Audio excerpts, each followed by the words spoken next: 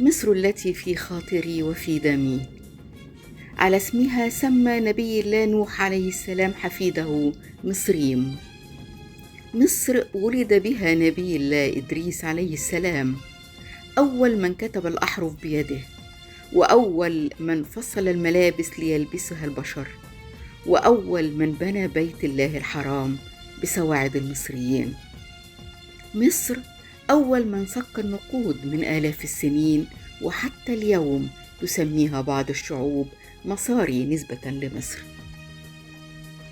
مصر التي أنجبت الأميرة هاجر زوجة نبي الله إبراهيم عليه السلام وأم نبي الله إسماعيل عليه السلام، وهي التي يحاكي الحجيج حركتها بين الصفا والمروة كشعائر لفريضة الحج.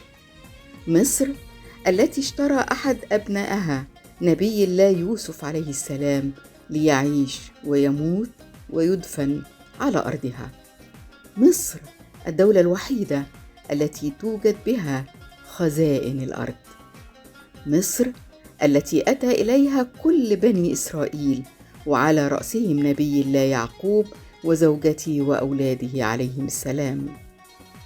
مصر التي أنقذت كل شعوب الأرض من الموت جوعاً في سنوات القحط العجاف، فأطعمتهم من خيرها لتظل بفضل الله صاحبة جميل عليهم وعلى أحفادهم إلى يوم الدين.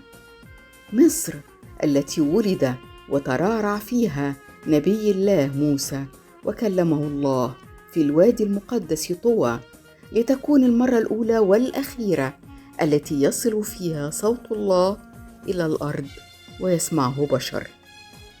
مصر التي أنجبت السيدة آسيا زوجة فرعون، وهي أول امرأة يبني الله لها قصرا بالجنة.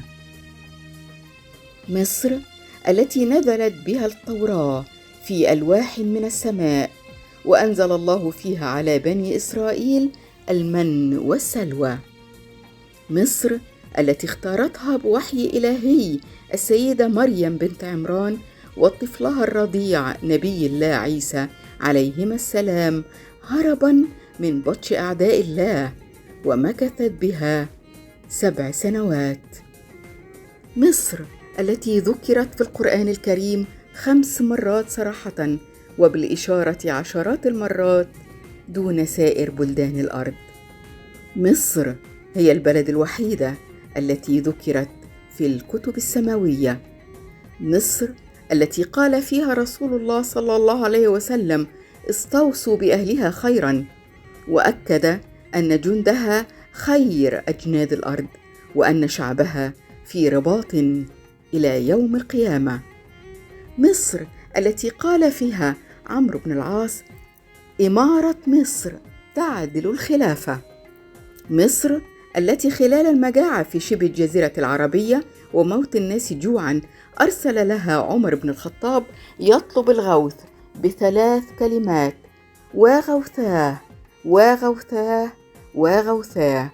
فاجتمع المصريون وقرروا إنقاذ إخوانهم في شبه الجزيرة العربية، وأرسلوا قافلة أولها في المدينة المنورة وآخرها في مصر المحروسة. مصر التي دعا عمر بن الخطاب لأهلها بالخير والنماء والرخاء.